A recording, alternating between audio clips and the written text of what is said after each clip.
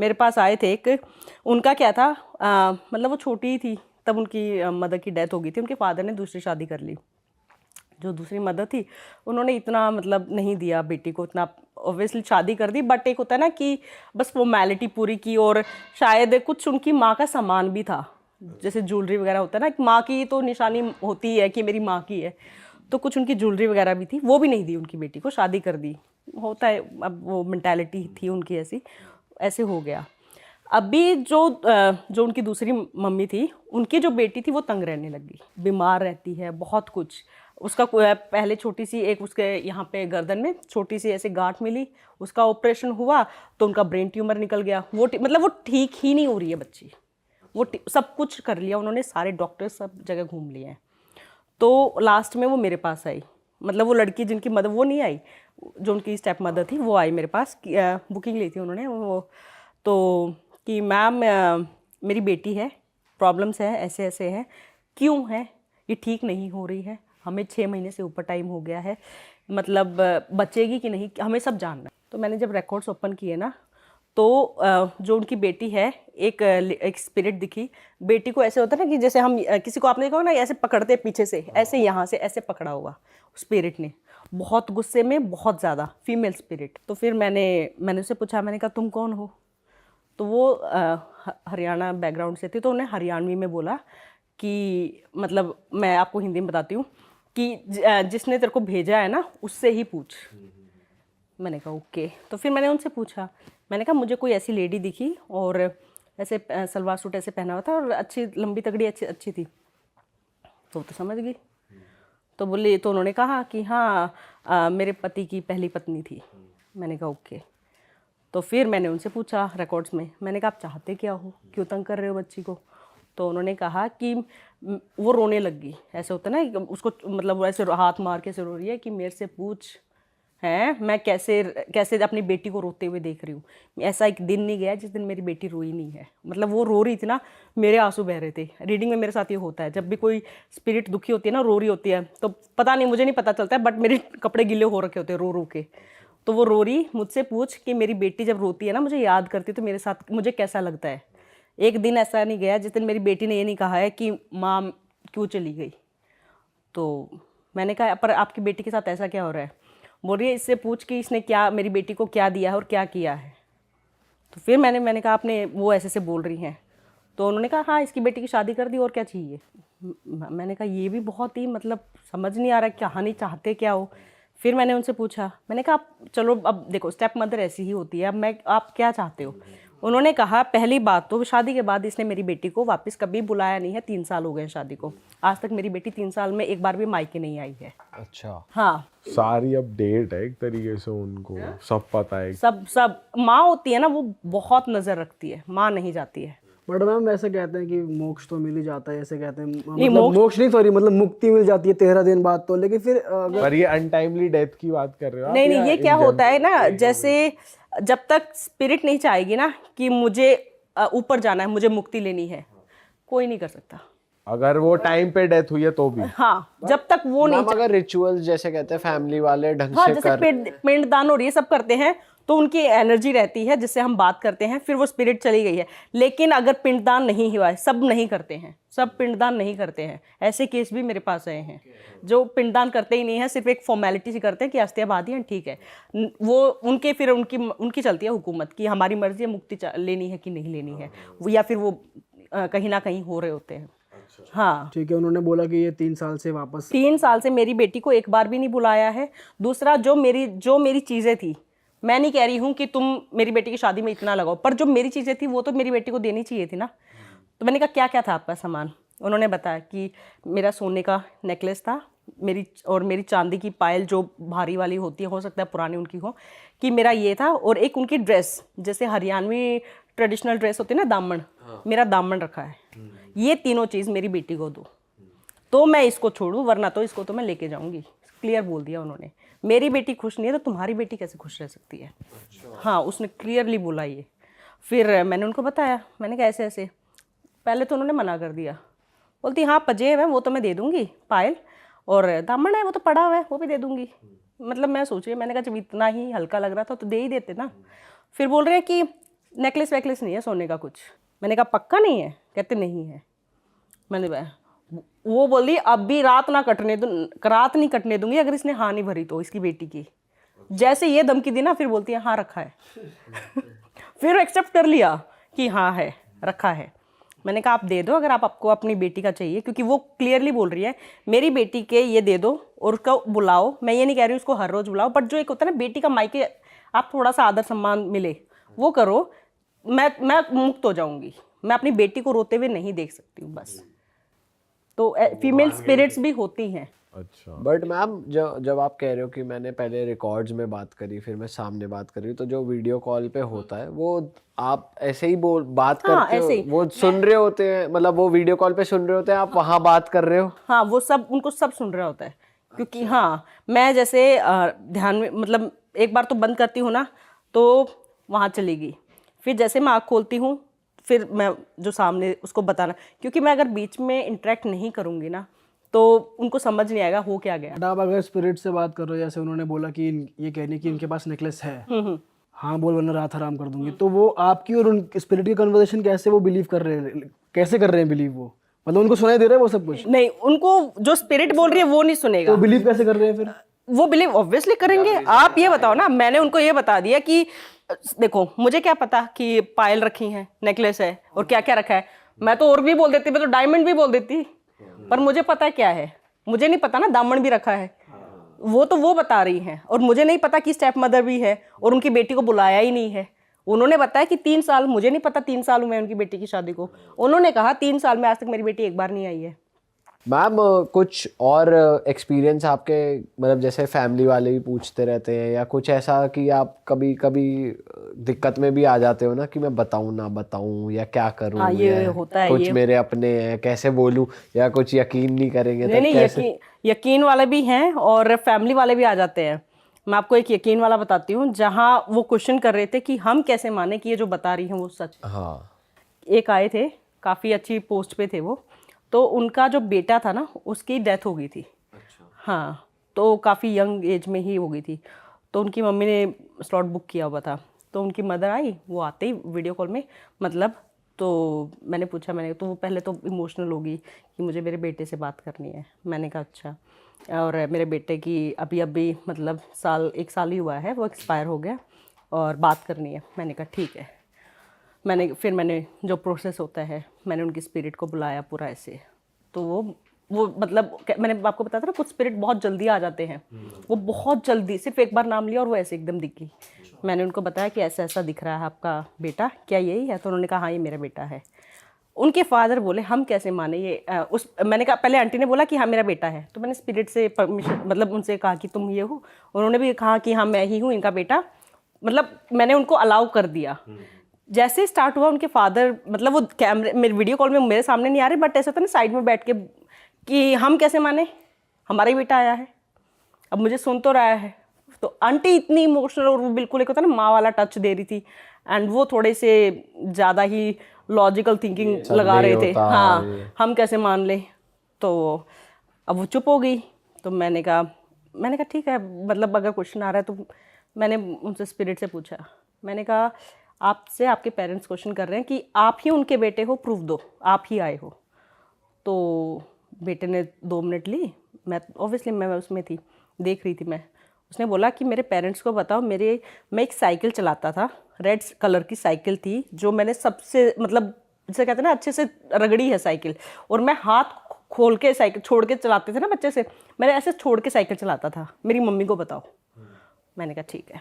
तो मैंने उनकी मदर को बताया। मैंने कहा आपके हस्बैंड पूछ रहे हैं ना, तो आंटी ये ऐसे ऐसे आपका बेटा बता रहा है। वो और रोने लगी, ये मेरा ही बेटा है।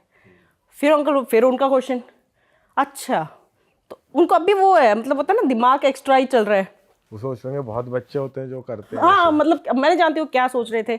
फिर उन्होंने कहा ठीक है ये बताओ, इसके कमरे में जो फ़ोटो लगी है वो कैसी फ़ोटो है, इसकी फ़ोटो, इसके बेडरूम में जो इसकी फ़ोटो है वो कैसी है। मैंने ठीक है, मैंने मतलब वो तो मतलब लकीली वो स्पिरिट इतनी अच्छी थी, उनके बेटे इतने अच्छे, तो जो रिस्पॉन्ड कर रहे थे। अदरवाइज स्पिरिट की फुल ऑन मर्जी चलती है। अच्छा। नहीं रिस्पॉन्ड करते हैं मन भर गया है, नहीं देना है, एकदम से मैं बोलती हूँ जो सवाल करना है ना फटाफट करो, ये 2 मिनट में दिखना बंद हो जाएगी मुझे। बहुत वो तो बच्चा कहीं ना कहीं इंटरेक्ट करना चाहता था, शायद वो कुछ बताना चाहता था। उसने फिर से जवाब दिया, मैंने फिर से कहा, मैंने कहा तुम्हारे फादर पूछ रहे हैं कि तुम और प्रूफ दो कि तुम्हारे बेडरूम में जो फ़ोटो लगी है वो कैसी है तुम्हारी फ़ोटो। तो उसने फिर से मुझे बताया कि मेरी जो फ़ोटो लगी है उसमें मेरी बैक साइड दिख रही है, जिसमें मैंने हाथ खोले हुए हैं, जैसे टाइटैनिक पोज एक होता है ना, कुछ लोग ऐसे खुले वो करते हैं, ऐसे हाथ खोल के और पूरा ऐसे पूरी दुनिया को ऐसे कुछ फ़ोटो होगी उनकी। मैंने कहा वो बोल रहे हैं कि मेरी ऐसी फ़ोटो लगी है जिसमें मेरी बैक साइड दिख रही है। उनकी मदर फिर तो मतलब कहा कि अब मुझे बात करने दो, अब आप बीच में नहीं बोलोगे, क्योंकि अब तो बिल्कुल हो गया ना कि प्रूव हो गया। फिर उन्होंने कहा बेटा, क्योंकि उसके बाद क्या होता है ना, जो भी वो बोल रहे हैं ना स्पिरिट सब सुन रही होती है, जो स्पिरिट बोलती है वो मैं उन्हें कन्वे करती हूँ।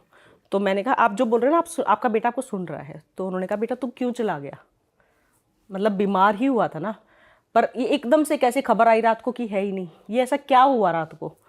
तो वो बच्चा वहाँ से रोने लग गया कि मम्मा मैंने आपको बोला था मेरे कमरे में है कुछ, मैंने बोला था आपको, मेरे को दिखता है कुछ इस घर में, घर खाली कर दो। वो किसी सरकारी घर में थे वो, तो मेरा घर खाली कर दो, आप माने नहीं, आप मेरे को ऐसे तसल्ली देते रहते थे। बच्चे ने फिर ऐसे दिखाया कि क्या होता है ना, वो मुझे वो जो दिखाया उन्होंने, वो जैसे क्लिप दिखाते हैं ना, वो दिखाया कि बच्चा ऐसे सो रहा है और ऊपर से ऐसे होता है ना कि आप ऐसे ऐसे सीधे लेटे हुए सो रहे हो और ऊपर से कोई स्पिरिट ऐसे जैसे बिल्कुल ऐसे फीमेल स्पिरिट और पूरी जैसे काली, मतलब पूरी डरावनी स्पिरिट उसको कहीं ना कहीं दबा रही है। एक आप मानिए आप सो रहे हैं, एक कोई ऐसे ऐसे आ रहा है, इंसान का दिमाग हिल जाएगा पूरा। वो बिल्कुल उसने ऐसे दिखाया। धीरे धीरे उसको इतना ज़्यादा होने लग गया था कि उसने पहले तो अपने घर में बताया अपनी मदर को, तो उसकी मम्मा ने कहा मैं बिलीव करती थी, मैं मानती हूँ है, लेकिन और कोई मानता ही नहीं है मेरे घर में, मैं क्या करूँ, कोई मानता ही नहीं है। जब उसके फादर इतने क्वेश्चंस कर रहे हैं तो वहीं प्रूव हो गया कि वो वैसे भी बिलीव नहीं करते इन सब में। पर जब आपको ये पिक्चर दिखी कि वो उसके ऊपर है, तो ऐसा भी करती है स्पिरिट कि आपको परेशान करे या कुछ करे? ऐसा कुछ नहीं, बस आप हाँ, मुझे बस वो दिख रहा है, वो दिखा रही है मुझे। मुझे परेशान जो होता है ना कि मुझे कहीं ना कहीं वो कर सकती है, वो बेटे वाली स्पिरिट कर सकती है, जो वो मुझे दिखा रहा है वो नहीं। तो उसने मुझे दिखाया कि मुझे ऐसे दिखती थी, मैं खाना खाता था तो मेरा ऐसे लगता था कि पीछे है, साथ में है, मेरा खाना ऐसे वो हो जाता था प्लेट साइड। मेरे साथ बहुत कुछ हुआ है, उसने बताया सारा, लड़के ने। मैम मेरे साथ बहुत कुछ हुआ है, मैंने अपनी माँ को सारा बताया है। एक टाइम ऐसा आ गया था कि मुझे पता ही नहीं चलता था कि मैं डर के मारे मतलब बेड पर मेरा यूरिन निकल गया ऐसे, इतनी वर्स्ट कंडीशन हो गई थी मैम। मेरा किसी ने बिलीव, वो रोते हुए बता रहा है, इतनी वर्स्ट कंडीशन हो गई थी मेरी, किसी ने मेरे घर में माना ही नहीं। मेरी मदर ऑब्वियसली उनकी मदर मानती थी, पर उनको लग रहा था कि एक होता है ना बच्चे को तसल्ली दो, अगर मैं इसको बोलूँगी तो ज़्यादा वो हो जाएगा। और उनकी मदर फिर बहुत रोई कि मैंने बोला था, मेरी इस घर में किसी ने नहीं सुनी, वो बोले कुछ नहीं होता है ये सब। तो और उनके बेटे का क्या हुआ, उनके बेटे को इतना वो हो गया, कहीं ना कहीं वो डर, एक होता है ना एक्सट्रीम, फिर उसको फीवर रहने लग गया, आईसीयू में एडमिट रहा। वहाँ आईसीयू में भी उसको वो चीज़ दिखी। आईसीयू में कहीं ना कहीं क्या होता है ना, थी तो वो चीज़ घर में है, लेकिन आईसीयू में उसको क्यों दिख रही थी, कहीं ना कहीं एक होता है ना दिमाग में डर इतना बैठ जाता है कि आपको हर जगह वो एक होता है ना डर बैठ गया है तगड़ा। उसको वो वहाँ पे भी, एक तो कंडीशन ऐसी थी, बीमार था बिल्कुल ही, वहाँ भी उसको वो चीज़ कहीं ना कहीं क्लिक हो रही थी, इसलिए उसकी, और रात को उसकी मतलब उनको खबर आई कि आपका बच्चा नहीं रहा। फिर उसके बाद भी तो उनकी मदर ने कहा कि मैं तो अब भी बोलती हूँ, मेरा बड़ा बेटा मेरे को आके बोलता है कि मम्मी इस घर में है कुछ। अब वहाँ वो स्पिरिट तंग कर रही है, अब बड़े बेटे को तंग कर रही है। हाँ, तो फिर मैंने उनसे पूछा, मैंने कहा आप क्या चाहते हो, मैं स्पिरिट को बुलाऊं, करूं? तो उन्होंने कहा नहीं। उनके फादर बोले हमें नहीं कराना कुछ, हम ये घर खाली कर देंगे, हमें बस इतना ही पूछना था आपसे। तो अब मैं नहीं घुसूंगी ना ज़बरदस्ती की, जब आप चाहते ही नहीं हो, ठीक है। तो कह रहे हमने इतना ही पूछना था, हमारे बेटे की डेथ की हुई थी। मैंने कहा ठीक है जी। वैसे ऐसे केसेस में अगर वो घर खाली कर देते हैं तो फिर वो स्पिरिट और परेशान नहीं करेगी? नहीं, जब ये ऐसे केसेस में ना घर खाली करना होता है ना, तो आपको घर के एंट्रेंस पे कुछ ऐसे करके जाना होता है कि वो उससे बाहर ना निकले जब आप बाहर निकलो तो। और आप वो घर खाली करके आप निकल जाओ। ऐसा एक आया भी था मेरे पास, एक ऐसा केस। आप अगला केस बताओ, उससे पहले मैं एक बस छोटा सा क्वेश्चन पूछना चाहता हूँ कि जैसे कई बार स्पिरिट किसी के साथ पीछे लग जाती है कि इसे तो मैं अपने साथ ले जाऊंगी, तो इस केस में मुझे लग रहा है वही हो रहा होगा कि बच्चे को साथ ले जाना चाहती होगी स्पिरिट, या मतलब जो भी ऐसे केसेस होते हैं कि स्पिरिट एक इंसान को साथ ले गई। तो ऐसा कभी हुआ है आकाशिक रिकॉर्ड्स में आपको दिख रहा हो कि कोई स्पिरिट आ नहीं रही क्योंकि वो उस लोक में या कहीं भी वो साथ ही है स्पिरिट जो अटैच हो गई, ऐसा कुछ? नहीं, अभी तक तो ऐसा कोई केस आया नहीं है, पर ऐसी होती हैं जो जिद पे अड़ी होती हैं कि जाऊंगी तो इसको लेकर जाऊंगी, नहीं तो नहीं जाऊंगी, ऐसी होती हैं। तो उस केस में जब उनका ऐसा कोई आकाशिक में या कुछ आपको पता है, नॉलेज है कि वो वहां पे भी साथ ही रखती है, उसे बांध के कैसे रहता है? नहीं, वो क्या होता है ना, उनको लगता है कि इसको मैं ले जाऊंगी, उसके बाद ये उनको नहीं पता, उनको लगता है कि एक जैसे होता है ना, उनके लोक में एक उनको पार्टनर मिल जाएगा, हाँ एक बस। बाकी वहां पे ऐसा कुछ नहीं है, वहां पे सोल सब अलग है, बट एक वो होता है कि इसको मैं ले जाऊं यहाँ पे भी, वो But ऐसा उसको ले नहीं हो जाएंगे, पाता। उसको लेकर जाएगी, उसके बाद एक और किसी होते हैं, ले जाती है। जब वो ले जाती है तो वो पार्टनर्स रहते हैं, नहीं रह पाते? नहीं, वहां जाके नहीं कुछ ऐसा होता, उनका कनेक्शन कुछ नहीं होता है, उसके बाद वो और किसी को टारगेट करना स्टार्ट कर देते हैं। तो बेसिकली वो बेवकूफ होती है वो, वो हाँ। स्पिरिट्स, कि उन्हें लगता है मेरे पास पार्टनर आ जाएगा, पर पार्टनर आता नहीं तो किसी और को ले आती है कि ये आ जाएगा। क्योंकि वो जिसको लेके गई है, वो किसी को लेकर गई है, वो तो वो एनर्जी, उसने कितने कर्म कैसे किए हैं, वो जरूरी नहीं है कि वो उसकी तरह स्टक हो जाएगी। सबका अलग कार्मिक रिकॉर्ड है सब। बताओ, ये तो उस पर आ जाते हैं जो आप बता रहे थे कि हाँ, क्या हुआ था इसी से रिलेटेड जो एक वो मेरे रिलेटिव बताओ, बेवकूफ आत्मा इस चक्कर में ले जा रही है कि ये तो मेरे साथ रहेगी। मतलब एक तरह से अपना ही पागल बना रही है आत्मा तो, कि भाई ले अपना तो पागल बना ही रही है, यहाँ किसी का सत्यानाश और कर दिया। बताओ कि मैं तो साथ ले जाऊंगी। मैम ऐसा कहते हैं ना कि साथ ले जाने के लिए विंडो के बाहर दिखेगी कि अगला आए और गिर जाए, मतलब ऐसे ले जाती है साथ। हाँ, आप ज्यादा किससे सुन रहे हो? हम ये सारी सुनी सुनाई बात है, यहीं पे ही सुनते रहते हैं हम। हमारी उनसे बात नहीं होती, वो हमसे कि वो नहीं बताती, मैं ये मेरा ये प्लान है, मैं खिड़की के बाहर यूं ऐसा कर नहीं है कि फोन करिए नू बताते हैं कि ऐसे मैं बताती हूँ आपको, ये लोग जो बोलते हैं ना कि क्या है इस सब बकवास है ये वो। जिस दिन वो दिखा था ना, मैंने जो आपको फर्स्ट केस बताया, मेरे को बुखार हो गया था। अच्छा, जब भी ऐसे मतलब मैंने देखा ना, लोग बोल देते हैं कुछ नहीं है, पता नहीं कौन सा नशा किया, कुछ भी कमेंट कर रहे होते हैं, उनको नहीं पता कि क्या है ये। जिसको एक बार कहते हैं ना, हवा भी जिसको लग गई है ना, आप चौराहे से निकल जाओ, अगर आपको कोई गलत हवा भी अगर आपको क्रॉस कर गई है ना, रात को बुखार ऐसा चढ़ेगा कि 1 हफ्ता लगेगा ठीक होने में। तो यूपी का है ये इंसिडेंट। तो एक बालक था, आम बालक, आम आदमी, मतलब आम आदमी, बिल्कुल नॉर्मल आदमी, कभी कोई मेडिटेशन वगैरह कुछ नहीं किया हुआ। तो वो राजपूत फैमिली से था, और थोड़ा क्या है वो मतलब सॉफ्ट टाइप का था। अपनी फैमिली, उसकी फैमिली बाकी सब वही राजपूत वाला है कि वो इमेज आ ही जाता है कि सब बढ़िया स्ट्रॉन्ग हट्टे कट्टे और बिल्कुल स्ट्रॉन्ग डिटर्मिनेशन वाले। बट वो क्या था, थोड़ा सॉफ्ट नेचर का था।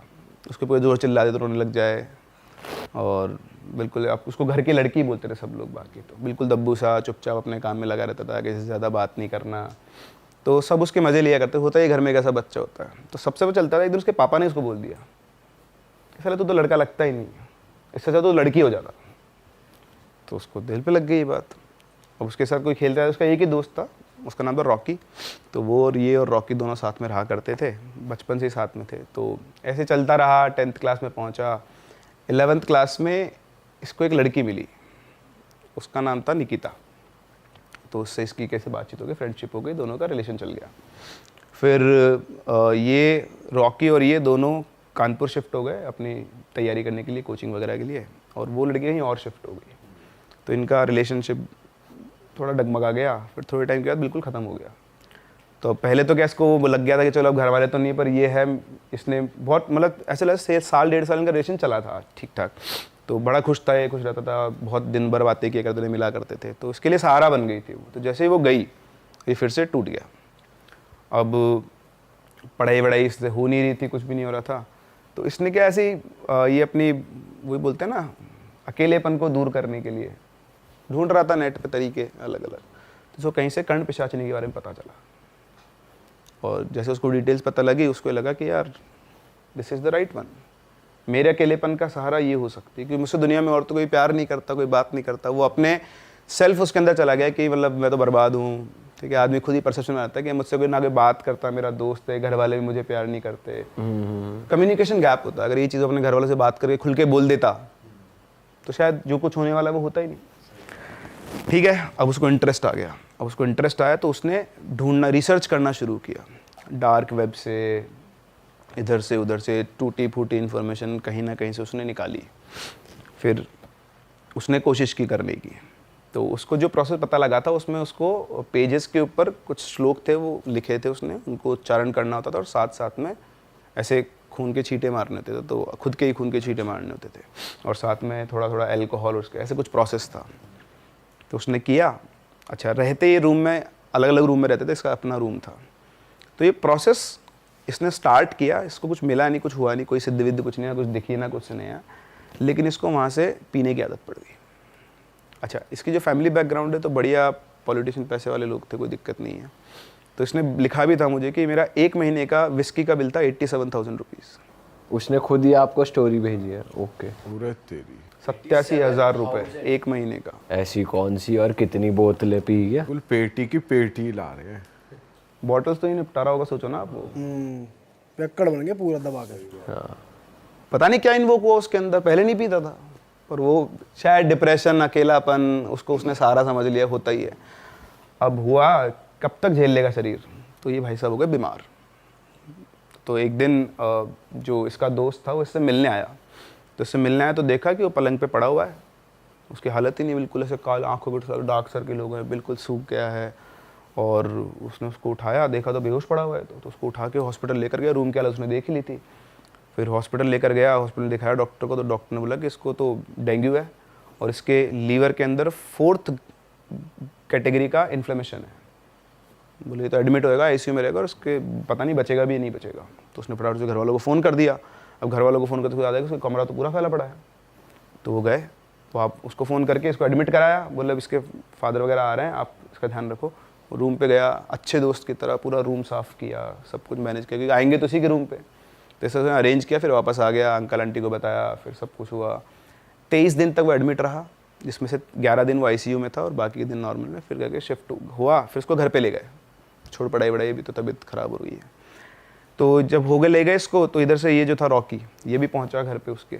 जब ये ठीक हो गया तो एक दिन घर पहुंचा, उससे अकेले में बात की। बोला भाई क्या हो गया तुझे? तो बोलता क्यों क्या हो गया मेरे को? बोला तू किन चक्करों में फंसा हुआ है? तो भाई मैं कौन से चक्करों में फंसा हुआ हूँ? बोलता है एक तो तू इतनी दारू पीने तेरे कब से शुरू कर दी, और तो क्यों पी रहा है मुझे पता है। तो बोलता तेरे को क्या पता है? तो बोलता है कि तेरे कमरे के अंदर ना मेरे को पन्ने मिले थे, उन पन्नों पे संस्कृत में कुछ मंत्र लिखे होते, मुझे आती तो है नहीं, और उनके ऊपर खून के छींटे थे, और एक पन्ने नहीं बहुत सारे पन्ने थे। तो मेरे को बता क्या चल रहे थे लाइफ में। तो उसने थोड़ा झुंझला गया, बोलता कुछ नहीं चल रहा है यार, तू फालतू दिमाग खराब मत कर मेरा, कुछ नहीं चल रहा है, मैं जा। उठ के चल दिया वो बात शुरू होते। रॉकी को समझ में तो आ गया था कुछ गड़बड़ है, तो वो भी ठीक है, अब नहीं बताना चाह रहा अगला, ये चला गया वो। अब ठीक है, अब इधर ये अपने घर पे रहा थोड़े दिन, तो फिर वापस से कानपुर गया ये, फिर इसकी पढ़ाई वढ़ाई चालू हुई, वापस से पढ़ के कैसे कर इसने 12th पास की अपनी। रॉकी से मिलता रहता था पर इस टॉपिक पे कभी बात नहीं दोबारा।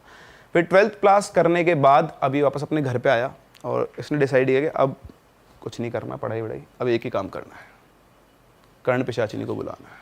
हाँ तो भाई पॉडकास्ट में बहुत बढ़िया माहौल बना हुआ है ना, आगे इससे भी ज़्यादा इंटरेस्टिंग बातें होने वाली, लेकिन उससे पहले आप ये वाली बात सुन लो भाई। रियल 11 पे आप लोग थोड़ा सा कंफ्यूज हो रहे हो ना हाँ और ना में, तो भाई आप जाके काम करो, प्रो प्ले खेल लो।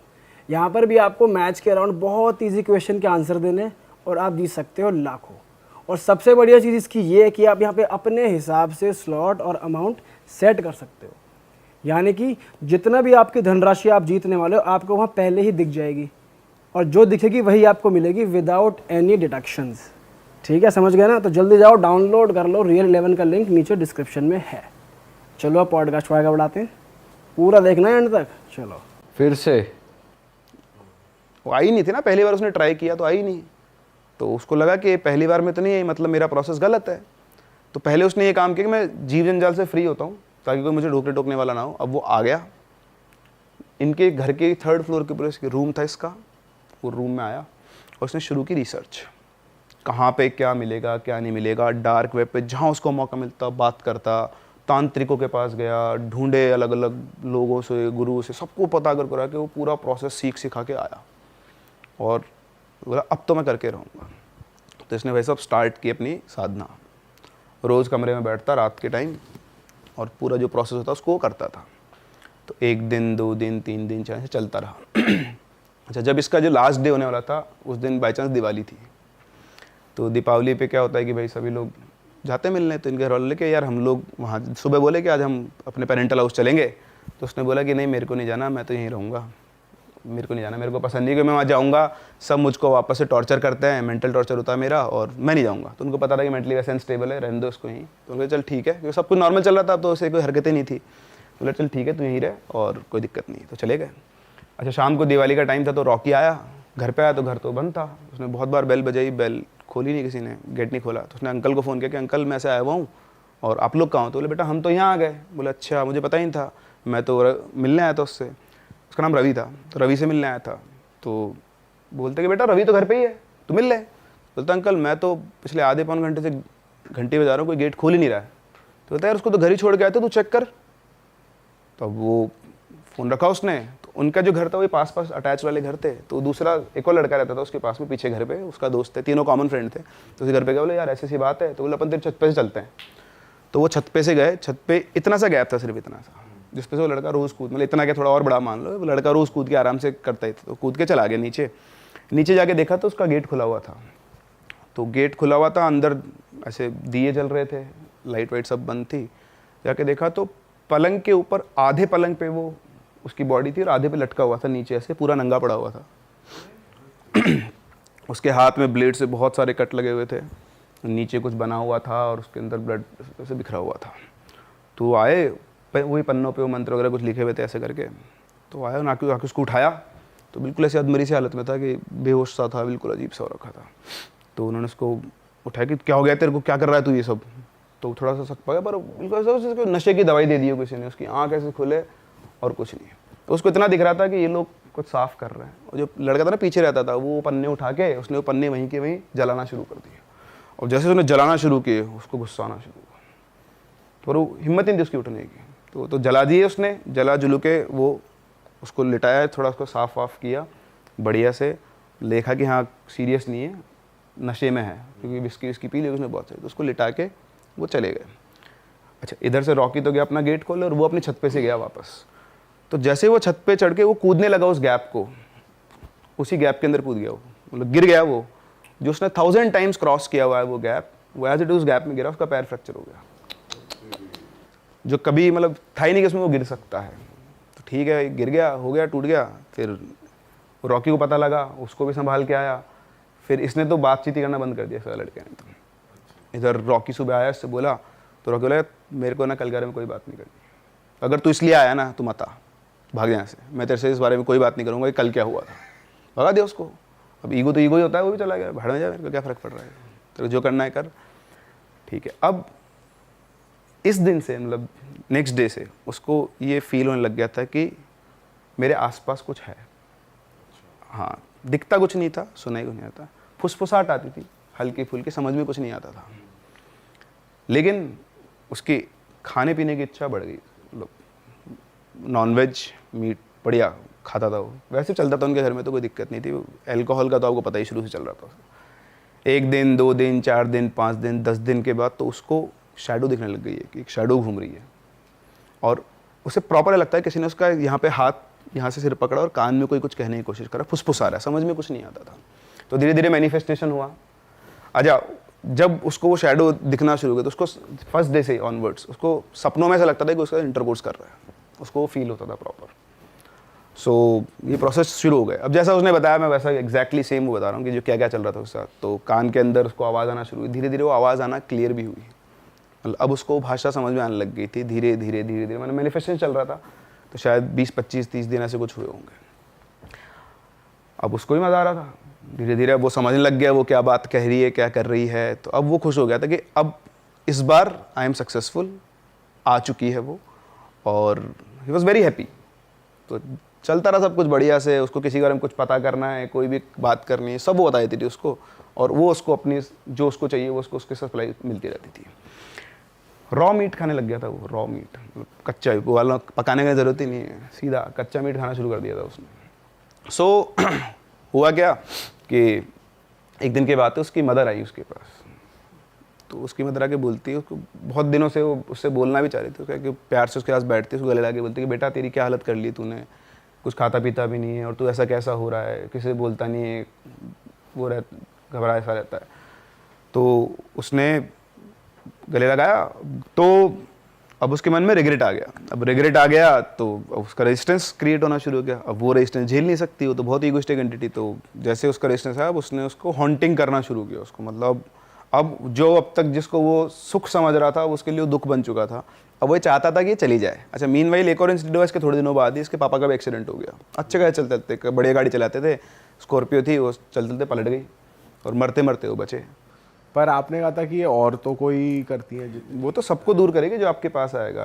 You are the property. Major ये होता है कि अगर कोई भी लेडी पास में आ गई तो वो है। बट अब उसका रेजिस्टेंस चालू हो गया था ना, अब उसका अपना अफेक्शन किसकी तरफ जाना शुरू हो गया था, पेरेंट्स की तरफ, और लॉयल्टी किसकी तरफ होनी थी, इसकी तरफ। तो उसका हो गया, तो ठीक है अब झेलो। तो मदर का हुआ, फिर फादर का, तो दोनों से लग गया कि नहीं, अब वो ये प्रार्थना करता था कि चली जाए, कैसे भी करके चली जाए, पर वो जाती नहीं थी। वो रोज़ आती, रोज़ रात, पूरी पूरी रात वो सो नहीं पाता था, कोने में बैठ के बिल्कुल घबराया हुआ सा, और उसको जो करना था वो करके और जाती थी। उसका तो जो था वो प्रॉपर सिस्टम सब कुछ वही था। तो इस तरह से वो अब वो मन ही मन रात भर जागता, फिर सुबह तक सोता रहता। धीरे धीरे उसके पापा को भी चीज़ें दिख ही रही थी। तो जब सब चीज़ें इतनी बिगड़ गई, उनको लग गया कि यार कुछ ना कुछ उसके साथ चल रहा है। तो उन्होंने उसको कुछ भी नहीं बताया। इनके खुद के इनके गुरुजी थे, उनका आश्रम तो बहुत पहुँचे हुए सिद्ध। तो वहाँ गए वो, वहाँ जाके उन्होंने बताया कि मेरे बेटे के साथ साथ पता नहीं क्या चल रहा है ऐसा कि रात रात भर जागता रहता है और ऐसे से बात है। तो उन्होंने बोला कि आपके लड़के की ज़िंदगी में ना कोई एन नाम की लड़की थी, उसकी वजह से ये सब हो रहा है। तो उन्होंने बोला मुझे तो ऐसा कुछ पता नहीं है। तो इनके एक भैया थे, ईशू कुछ ऐसे कुछ नाम था उनका। तो उनको उन्होंने बोला, उन्होंने सारी डिटेल पता की। तो इसकी जो गर्लफ्रेंड थी उसके बारे में पता चला। तो उन्होंने बोला हाँ पंडित जी ऐसा था। बोले लेकिन मुझे कुछ और भी दिख रहा है, पर वो मैं यहाँ से नहीं देख पा रहा, मेरे को आपके घर आना पड़ेगा। तो बोलते कि ठीक है आप आ जाओ। तो बोलते हैं आज तो नहीं, मैं 15 दिन के बाद आपके घर आऊँगा, आप अपने बेटे को मत बताना, और एक बार आप उससे मेरी बात करो फ़ोन। तो उन्होंने फ़ोन किया, बोले बेटा ये गुरुजी तुझसे बात करना चाहते हैं। तो दिन का टाइम था, तो उन्होंने गुरुजी को प्रणाम किया, जानता था वो। तो गुरुजी ने बोला कि बेटा एक बात बता, मैं तुझे मतलब मैं जब बोलूँ ना, मैंने एक शब्द बोलूँगा तो तेरे दिमाग में सबसे पहला चीज़ आए उसका नाम बताया ना। तो गुरुजी ने बोला अच्छा एक फूल का नाम बताओ। आपको मैं बोलूँ एक फूल का नाम बताओ, आप क्या नाम लोगे? रोज़। रोज़ मोस्टली सबके ना। वो बोलता है पोस्त, अफीम का जो डोडा होता है ना उसका पोस्त फूल होता है, पोस्त का, जिससे मतलब बेसिकली आपका ये गांजा वांजा सब, ये सब अफीम तो आप जानते हो। तो पोस्त का उसने नाम बोला। पोस्त का नाम बोलते गुरुजी को कुछ ठन का, उन्होंने पेपर पे कुछ लिखा और बोला आप जाओ, उसको कुछ मत बताना, 15 दिन के बाद मिलते हैं। ठीक है। तो वो आ गए, 15 दिन गुजारे उन्होंने कैसे करके। 15वें दिन वो गुरुजी आए। अच्छा वो गुरुजी आए, आकर उन्होंने बोला कि तुम सब यहीं रहो। अच्छा उनके साथ वो अपनी हवन सामग्री रखे थे, और उनके साथ उनके कोई 2-3 लोग भी थे। तो सब आए और उसको उसी के रूम में चले गए सीधा जाके उन्होंने चाहता रूम का निरीक्षण किया, अपना सारा सामान वगैरह फैलाया वहाँ पर, और फिर उसके बाद उन्होंने अपने कुछ पूजा वगैरह करना शुरू किया। तो 2 सेटअप उन्होंने बनाए थे, एक इसके रूम में था और नीचे एक उन्होंने पूरा हवन बनवा रखा था उसमें। तो सारे घर वाले वगैरह सब वहाँ बैठे थे। इधर अंदर रूम में 3 लोग थे और गुरुजी थे, और मतलब 2 उनके वो असिस्टेंट, गुरुजी और वो। फिर उसके बाद उन्होंने मंत्र पढ़ना शुरू किए। तो करीबन आधा घंटा ये मान लो अब चल रहा होगा चीज़ें। तो फिर वो जो था उसको वहाँ बिठा दिया था, लड़के को, रवि को, वो बैठ गया वहाँ, और उसको तो फील हो गया कि अब उसके चारों तरफ से काली परछाई उसके आसपास, उसी के आसपास मंडरा रही है, और इधर वो गुरुजी अपना अनुष्ठान करे जा रहे हैं, मंत्र पढ़े जा रहे हैं। तो अब उसको प्रॉपर फील हो रहा था कि उसके पीछे से एक परछाई निकली है और वो गुरुजी की तरफ गई है, फिर वापस आई है, ऐसे वो घूम रही है, और घूमते घूमते उसको पैरों के निशान दिख रहे हैं खून से सने हुए। This is what he told, like. तो लग रहा है प्रॉपर कि वो चल के जा रहा है, वापस आ रहा है, जा रहा है, आ रहा है, और उसके कान में कुछ ना कुछ फुसफुसा रहा है, पर उसको कुछ समझ में नहीं आ रहा है। फिर एकदम से वो पैरों के निशान भागना शुरू हुए पूरे कमरे के अंदर, नीचे, ऊपर, दीवारों पे, सब जगह वो भाग रहे हैं, और कुछ दिख नहीं रहा है ना, बस निशान चलते जा रहे हैं, निशान चलते जा रहे हैं। फिर थोड़ी देर के बाद गुरुजी भी और तेज मंत्र बोलना शुरू किया। अब एकदम से पहले 2 पैरों के निशान थे, अब एकदम से वो 6 पैरों के निशान हो गए। मतलब 2 की जगह 1 की जगह 3 लोग भाग रहे हैं। और फिर अल्टीमेटली ऐसे लग रहे हैं जो निशान चलते हुए कि 2 आदमी किसी को खींच के घसीट के लेके जा रहे हैं। तो कोई उन्होंने और 2 एंटिटीज बुलाई जो उससे पावरफुल होगी, उन्होंने उसको पकड़ लिया। अभी जो लड़ाई मारा पीटी क्योंकि पकड़ के उसको, फिर उसको लेके जा रहे, आप बेहोश आदमी को लेके जाते हो घसीट के, जबरदस्ती घसीट ले जाते हो। तो नीचे उतरे, वो जो हवन था उस हवन के अंदर उसको बिठाया और वहाँ पर उसको बिठाकर उसके साथ वापस से पूजा वगैरह शुरू की। तो एक नारियल लिया, वो जो हवन में आग जलती उसी में से हाथ से राख निकाली, उसके माथे पे लगाई, वो नारियल को तलवार से काटा, उसके अंदर डाला, फिर करीबन 15-16 घंटे तक वो हवन चला। और वो 15-16 घंटे तक सारा प्रोसेस चलता रहा, घर वाले सब वहीं के वहीं थे। फिर जाके लड़का थोड़ा स्थिर हुआ, शांत हुआ, उन्होंने बोला कि अब ये ठीक हो गया है। फिर उसको ऊपर लेकर गए, फिर उसको समझाया, अकेले में बात की उससे, 7-8 घंटे तक उसके साथ बैठे रहे गुरुजी। पूजा वूजा खत्म हो गई ना, उसका थोड़ा रेस्ट करवाया, फिर शाम के टाइम वापस पहुँचे, उससे बोला बेटा क्या किया था तूने? तो उन्होंने बताया कि मैंने ऐसे किया था। बोले तूने गलती कर तो ली है, अब दोबारा मत करना, ठीक है ना। और अब इन सब चीज़ों दूर है ना, रोज़ तेरे को हनुमान चालीसा पढ़नी है सुबह शाम, ठीक है। अभी भी ऐसा नहीं है कि तू इससे मुक्त हो गया है, तेरे को समय लगेगा। उन्होंने कुछ बना के भी दिया, उसको धागे वगैरह वो बांधे और बोले जीवन में अब कभी दोबारा ये काम मत करना, आज अगर मैं नहीं होता ना तो तुझे कोई नहीं बचा सकता। तो लोगों का जो भी टाइम पास होता था वो यही होता था कि मतलब दिन में खेल कूद लिए और शाम को जो है अंदर हो लिए जंगली जानवरों से बचने के लिए, और ये सब इतना डेंस अंधेरा होता था माउंटेन्स में बेसिकली। तो वहाँ पे एक ट्रेंड था उस समय पे कि जो भी यंगस्टर्स होते थे एम्प्लॉयमेंट के लिए वो आर्मी में ज़रूर ट्राई करते थे अपनी एजुकेशन पूरी करने के बाद। मैक्सिमम एजुकेशन होती थी 12th। तो मेरे गांव के जितने भी कज़न्स थे, लड़के दोस्त वोस्त थे जो सीनियर थे, वो प्रैक्टिस करते थे। सपोज़ करो उनकी किसी मंथ में अगर भर्ती है तो उसके 3 महीने पहले से वो शुरू हो जाते थे अपनी रनिंग के लिए, और रनिंग करने जाते थे वो अर्ली मॉर्निंग 3 से 4 बजे के आसपास, क्योंकि उस समय जो उनको लगता था कि रोड पे रन करना सबसे इजी है और वो सबसे चैलेंजिंग भी होता था क्योंकि अपसाइड रन करते थे। तो मेरे को एक दिन अपने कज़न से मेरे को खुशी हुई कि भाई मैं भी आज दौड़ने चलूँगा तुम लोगों के साथ। तो उसने रात को मेरे से बोला कि ठीक है अभी हम रात को 2:30-3 बजे उठेंगे तो हम फिर चलते हैं रनिंग करने। और उसका पूरा एक सेट ऑफ ग्रुप था जो रोज़ एवरी डे जो है रात को 2:30-3 बजे रनिंग करने जाता था। तो मेरे को बड़ी फैसिनेशन थी, हालांकि ये रात को अंधेरे में दौड़ लगाते हैं, मतलब करते क्या है, दौड़ ही लगाते हैं कुछ और। नहीं मतलब मैं भी मतलब फैसिनेशन थी कि मैं भी दौड़ूंगा आज, मैं भी अपनी फिटनेस जो है ये इस तरीके से स्कूल टाइम में था। तो मैं उसके साथ लग गया। सुबह उठे, अब जहाँ रनिंग करनी थी और वो जगह हमारे घर से तकरीबन 20 से 25 मिनट ट्रैक करके थी, मतलब रोड में रनिंग करनी थी और रोड से हमारा घर 20-25 मिनट जो है ट्रैक करके जाना पड़ता था। अब अंधेरे में हम लोग चल रहे हैं और माउंटेन्स में नॉर्मली रास्ता होता है पगडंडी वाला ऐसे, ठीक है, जिगजैग, कभी अप साइड जा रहे हो कभी डाउन साइड जा रहे हो इस तरीके से।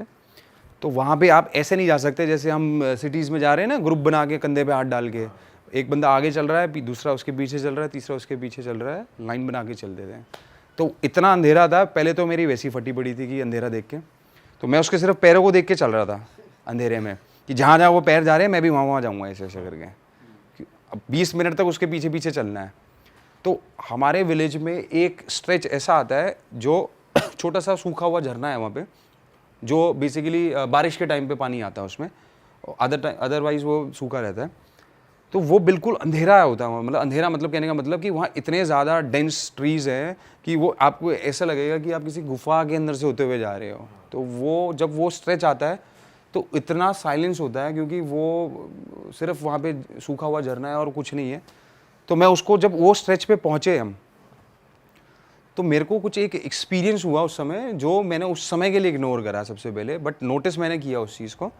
जब उस जगह पे पहुँचे तो वहाँ पे एक मुझे कुछ किसी चीज़ की ड्रॉप होने की आवाज़ आई, जैसे कोई पत्थर फेंकता है या किसी तरीके से टक करके आवाज़ आई। तो पहले तो मेरा ध्यान गया उस चीज़ पे, बट मैंने इग्नोर कर दिया ये सोच के कि नॉर्मल साउंड है, किसी पत्ते की होगी, पेड़ की होगी, कोई होगा कुछ चूहा हुआ टाइप कोई चीज़, छोटा मोटा जंगली जानवर। हम आगे बढ़े। अब जैसे जैसे हम जा रहे हैं, मेरा क्योंकि फोकस उसके पैरों में था, तो मेरा फोकस इतना ज़्यादा फोकस था, मैं वो आवाज़ भी मेरे को क्लियरली सुनाई देने लगी बार बार, टक टक वाली। हाँ। तो जब मैं उसकी स्पीड में देख रहा था, मैं उसके चल रहा था, तो मेरा एक ध्यान उसके पैर पे था, तो दूसरा ध्यान मेरी उस साउंड के ऊपर था। वो हमारी वॉक की स्पीड के हिसाब से वो साउंड चल रही थी, टक टक टक टक टक। मैंने एक जगह पे अपने कज़न का हाथ पकड़ के रोका, जस्ट टू थोड़ा सा नोटिस किया, क्योंकि मैं एकदम से घबरा गया था उस सेकंड के लिए।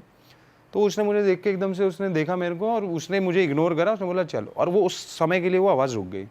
अब वो वापस चले तो वो फिर वापस वो आवाज़ तेज़ हो जाए। तो उस समय तो मैं घबरा गया था बहुत ज़्यादा। मैंने उसको कुछ नहीं बोला कि मुझे ये इस तरीके की साउंड आ रही है, और मुझे उसको ये भी दिखाना था कि भाई मैं बिल्कुल नॉर्मल हूँ। एक होता है ना जब एक टीनेजर बड़ा होता है कि मेरी तो फटती नहीं है किसी से, भाई जो मर्जी हो, अंदर से फटी पड़ी है पूरी बुरी तरीके से। तो मैं लगा पड़ा हूँ उसके पीछे, वो आवाज़ भी लगी पड़ी है मेरे पीछे। और वो मतलब एक ऐसा था कि जैसे आप कोई सपना देख रहे होते ना नींद में कि हाँ पसीने पसीने आ रहे हैं और डर रहे हो, वो रियलिटी में मेरे साथ चल रहा था। और मैं मतलब रियलिटी में होते हुए भी मैं ये प्रे कर रहा था कि ये कोई सपना ही हो, मैं सो ही रहा हूँ। हम लोग रोड पे पहुँच गए। एक रिवर को क्रॉस करने के बाद, हमारे जब विलेज के बाद हम जब सड़क पे जाते हैं तो एक छोटी सी रिवर है, उसको क्रॉस करके जाना होता है। उसको क्रॉस करने के बाद वो आवाज़ बंद हो गई और मैंने भी उसको इग्नोर कर दिया उस चीज़ को। उसने रनिंग वनिंग करी, हम लोग घर आए, सो गए। अगले दिन मैं बीमार पड़ गया। मतलब जब मॉर्निंग में उठा तो मेरे को फीवर था। और हमारे गांव में ये बड़ा बिलीव है ये सब चीज़ों का, स्पेशली उत्तराखंड में। जो लोग उत्तराखंड जाते हैं, माउंटेन्स में जाते हैं, उनको पता है वहाँ पे बहुत ज़्यादा देवभूमि मानी जाती है और ये सब चीज़ों में बहुत बिलीव करते हैं, स्पिरिचुअल चीज़ों पे। डेमीगॉड्स। तो उन लोगों ने मेरे को सबसे पहले ये पूछा कि ये तबीयत ख़राब हुई है। तो मेरी ग्रैंड मदर थी, उन्होंने मेरे से पूछा तुम सुबह साथ में गए थे, तुम कहीं पर डरे थे?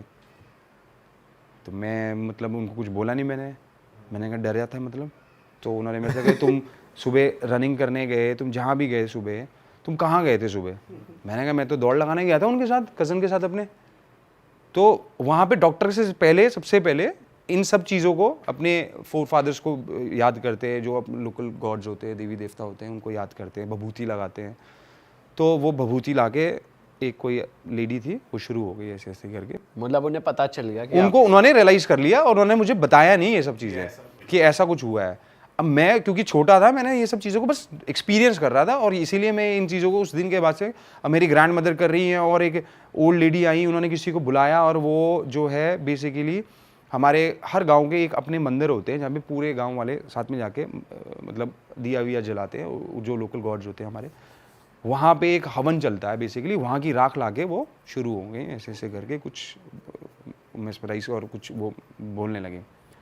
अब उसके बाद जैसे ही उन्होंने उसमें कुछ चावल मिक्स करे और वो राख को ऐसे मिक्स करके ऐसे पकड़ के उन्होंने सीधा पट करके मेरे फेस में मारा, हार्ट करके एकदम से चिल्लाया। और मैं एकदम से, जैसे आपको अचानक आप किसी चीज़ के लिए प्रिपेयर ना, आपको एकदम से कोई एकदम से शॉक में ऐसे डराए तो आप डरते हो ना, मैं एकदम से ऐसा हुआ और मेरे को ये रियलाइज़ हुआ कि मेरी ना बॉडी एकदम से लाइट हो गई एकदम। मतलब मेरे को उस समय तक मुझे लग रहा था मेरी बॉडी बहुत स्टिफ और हैवी है, और जैसे ही वो चीज़ हुई तो मुझे ना उसके बाद एकदम से लगा कि जैसे मैं रिलैक्स ही हो गई, मेरी बॉडी स्टिफनेस मेरी रिलीज़ हो गई है। फिर उसके बाद मैंने अपने कज़न से पूछा कि ये मेरे को क्या कर रहे थे और ये हुआ क्या मेरे साथ। तो उसने मेरे को बताया कि तू कल उस झरने के पास में तूने मेरा हाथ पकड़ा था, तू डरा था वहाँ पे। मुझे लगा शायद इसने मेरी ग्रैंड मदर को बताया। मैंने कहा हाँ डरा तो था। अब सच बताना पड़ेगा आपको। हाँ अब हाँ, तो मैंने उसको बोला कि भाई मैं डरा भी था, लेकिन मैंने दादी को इसलिए नहीं बताया क्योंकि मुझे डर लग रहा था उस समय कि मैं बताऊंगा तो मेरे को डांट पड़ेगी।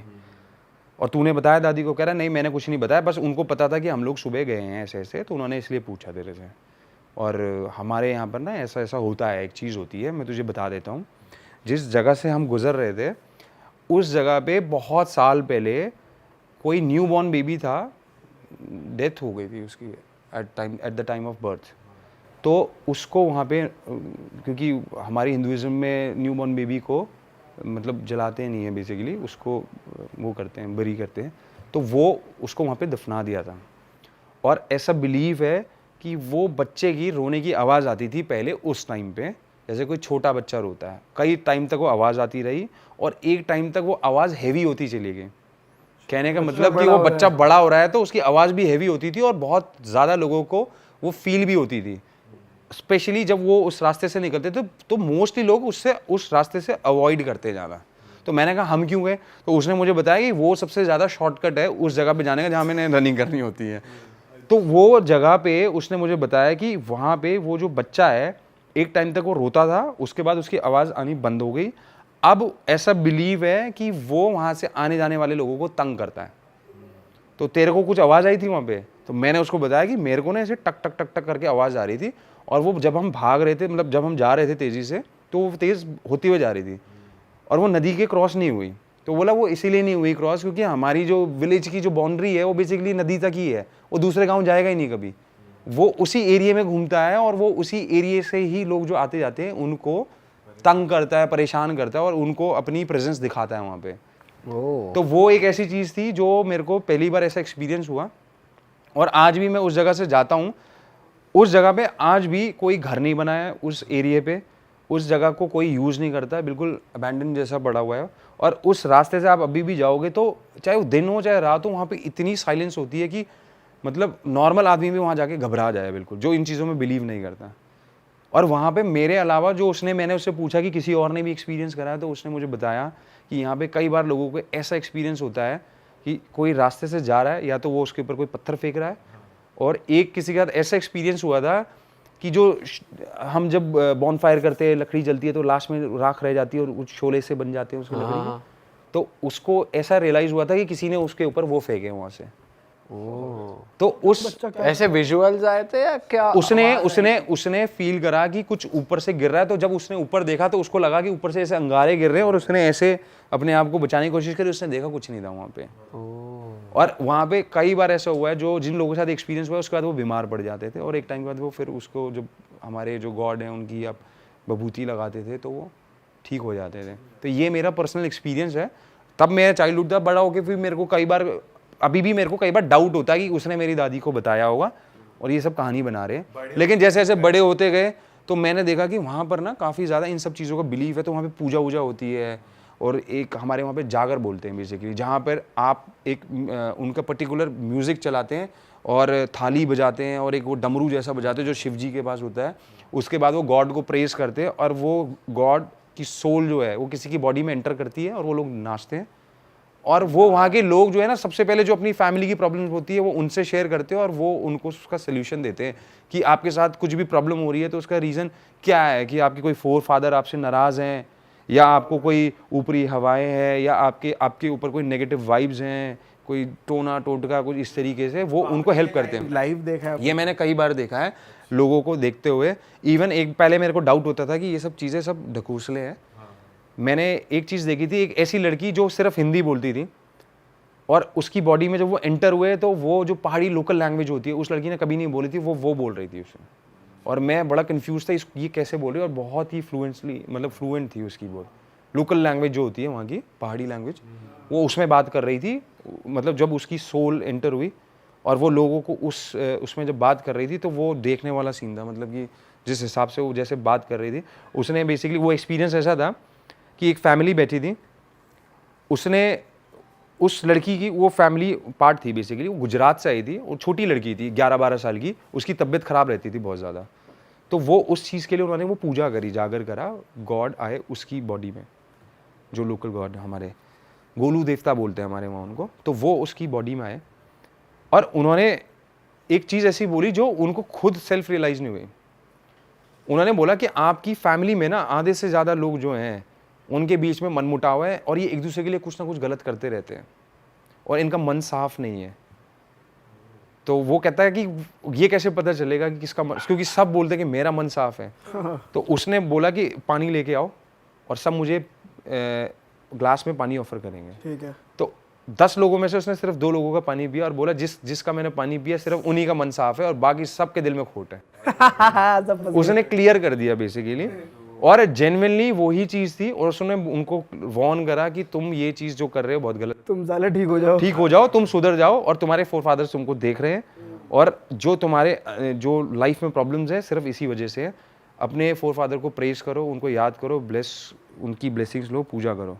और उन्होंने वो काम किया और जेन्युइनली उनकी फैमिली बहुत हैप्पीली, मतलब उसके बाद जो मैंने सुनने में आता है, उनको वो कभी वो जो प्रॉब्लम होती थी कभी नहीं हुई उनको वो प्रॉब्लम।